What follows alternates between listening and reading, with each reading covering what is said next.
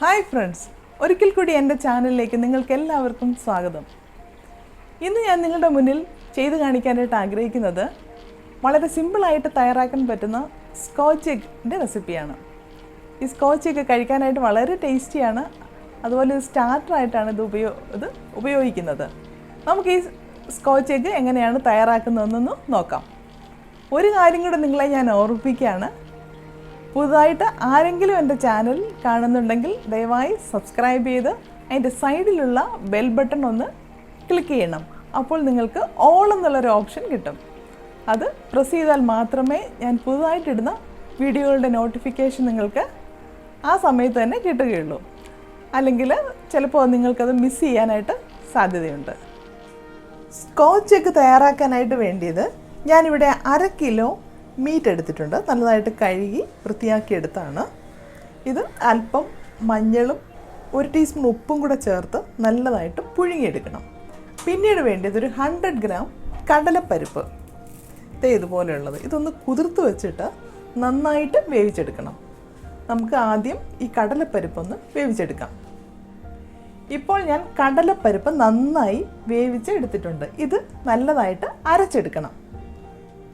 ഇനി ഈ മീറ്റ് നമുക്ക് വേവിച്ചെടുക്കാം. ഇതിലേക്ക് അല്പം മഞ്ഞൾപ്പൊടി 1/4 ടീസ്പൂണാണ് ഞാനിവിടെ ഉപയോഗിച്ചിരിക്കുന്നത്. 1 ടീസ്പൂൺ ഉപ്പും കൂടെ ചേർത്ത് നന്നായിട്ട് വേവിച്ചെടുക്കാം. ഇത് നന്നായിട്ടൊന്ന് മിക്സ് ചെയ്തിട്ട് നമുക്ക് വേവിച്ചെടുക്കാം. ഇത് വെന്തതിന് ശേഷം നല്ലതായിട്ട് അരച്ചെടുക്കണം. ഇപ്പോൾ ഇത് ഞാൻ നല്ലതായിട്ട് മിക്സ് ചെയ്തെടുത്തിട്ടുണ്ട്. ഇനി ഇത് വേവിക്കാനായിട്ട് നമുക്ക് വയ്ക്കാം. അടുത്തായിട്ട് നമുക്ക് മുട്ട ബോയിൽ ചെയ്തെടുക്കാം. ഞാനിവിടെ 5 മുട്ട എടുത്തിട്ടുണ്ട്. ഇത് നമുക്ക് ബോയിൽ ചെയ്തെടുക്കാം.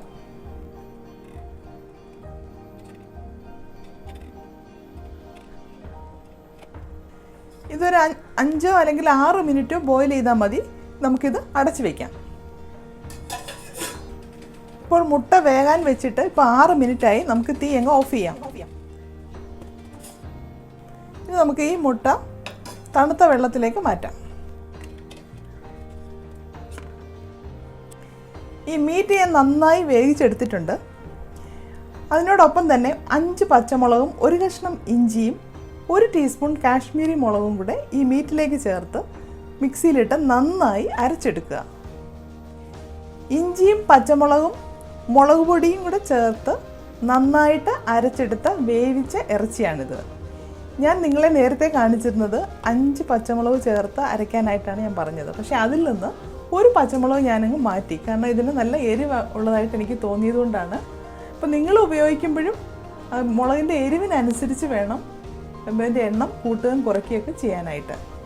അതുപോലെ നേരത്തെ വേവിച്ച് വെച്ചിരുന്ന കടലപ്പരിപ്പും നന്നായിട്ട് അരച്ചെടുത്തിട്ടുണ്ട്.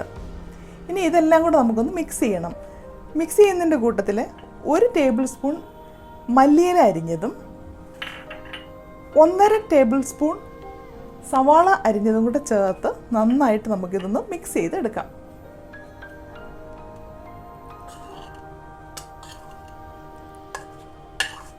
ആവശ്യത്തിന് ഉപ്പുമൊക്കെ നോക്കിക്കൊള്ളണം. ഉപ്പ് കുറവാണെന്നുണ്ടെങ്കിൽ കുറച്ചുകൂടെ ഉപ്പ് ചേർക്കണം.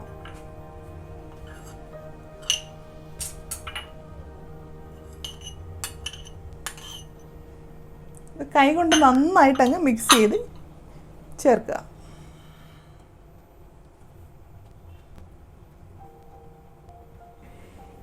മിക്സ് ചെയ്യുന്നതിൻ്റെ കൂട്ടത്തിൽ തന്നെ നമുക്കിതിലേക്ക് ഒരു 1/4 ടീസ്പൂൺ ഗരം മസാലയും കൂടെ ചേർക്കാം.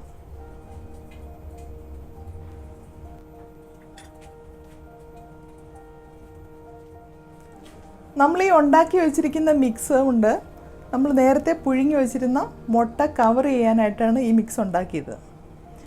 അപ്പോൾ ഈ മിക്സ് ഒരുപാട് ഡ്രൈ ആയിട്ട് നിങ്ങൾക്ക് തോന്നുന്നുണ്ടെങ്കിൽ ഇതുപോലെ നല്ല അല്പം കുഴഞ്ഞ പരുവത്തിൽ വേണം നമുക്ക് വേണ്ടിയത്. അതിനൊരല്പം ഓയിലും വെള്ളവും കൂടെ ചേർത്ത് ഇതുപോലൊന്ന് നല്ലൊരു നനവോട് കൂടിയ ഒരു കുഴഞ്ഞ പരുവത്തിൽ ആക്കിയെടുക്കുക ഈ മിക്സ്. ഇതിൽ നിന്ന് ഒരു ഉരുള എടുത്തിട്ട് ഒന്ന് നല്ലതായിട്ടൊന്ന് ഉരുട്ടുക. എന്നിട്ടൊരു ക്ലീൻ ഫിലിം ഒട്ടിച്ച് ഏതെങ്കിലും ഒരു സർഫസിൽ ഒന്ന് വെച്ചിട്ട് ഇതുപോലെ ഒന്ന് വെച്ചിട്ട് ഒന്നുകൂടെ ഒന്ന് മടക്കിയതിന് ശേഷം ഒന്ന് വട്ടത്തിലൊന്ന് പരത്തിയെടുക്കുക.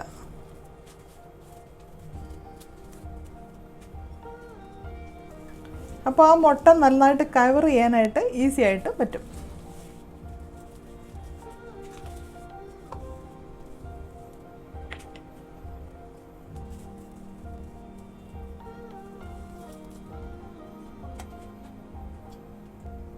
ഇങ്ങനെ മുട്ട ഇങ്ങനെ വെച്ചിട്ട് ഇതുപോലെ ഇങ്ങനെ ഒന്ന് കവർ ചെയ്യാം എല്ലാ സൈഡും.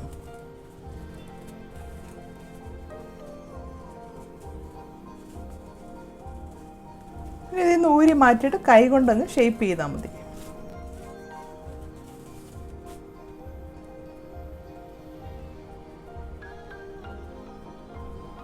ഇതുപോലെ ഷേപ്പ് ചെയ്ത് എടുക്കുക. ഇതുപോലെ തന്നെ ബാക്കിയിരിക്കുന്ന മുട്ടയും ഷേപ്പ് ചെയ്തെടുത്തിട്ട് നമുക്ക് ഇത് ഫ്രൈ ചെയ്ത് എടുക്കാം. ഇതുപോലെ തന്നെ അടുത്തത് നമുക്ക് ചെയ്യാം. ഇതുപോലെ ഒരു ഉരുള എടുത്തിട്ട് ഒന്ന് റൗണ്ട് ചെയ്യാം. ഇപ്പോൾ ഈ ക്ലിം ഫിലിമിൽ നിങ്ങൾക്ക് വേണമെന്നുണ്ടെങ്കിൽ അല്പം ഓയിൽ ഇവിടെ തൂത്ത് കഴിഞ്ഞാൽ പെട്ടെന്നത് ഒട്ടിപ്പിടിക്കാതെ നമുക്ക് കിട്ടും. ഇനി നമ്മൾ ചെയ്യേണ്ടത് ഒരു മുട്ട എടുക്കുക, അത് നന്നായിട്ടൊന്ന് ബീറ്റ് ചെയ്യുക. ഒരല്പം ഉപ്പും കൂടെ ഇതിലേക്ക് ചേർക്കുക. അധികം വേണ്ട, ഒരല്പം മതി.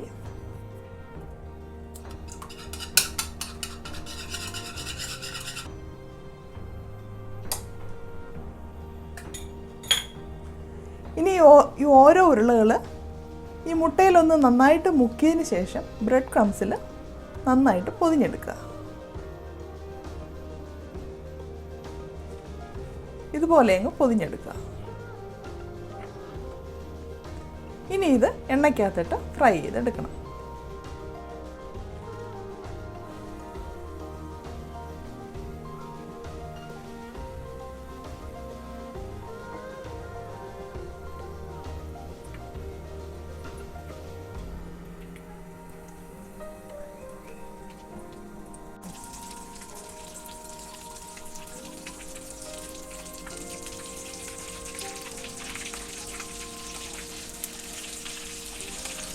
ഒരു സൈഡ് മൂക്കുമ്പോൾ നമുക്ക് തിരിച്ചിട്ട് കൊടുക്കണം.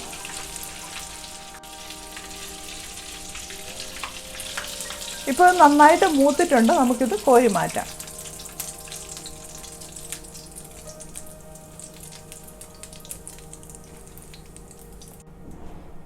ഇതുപോലെ നമുക്ക് ബാക്കി ഇരിക്കുന്ന മുട്ടയും ഇതുപോലെ വറുത്തെടുക്കാം.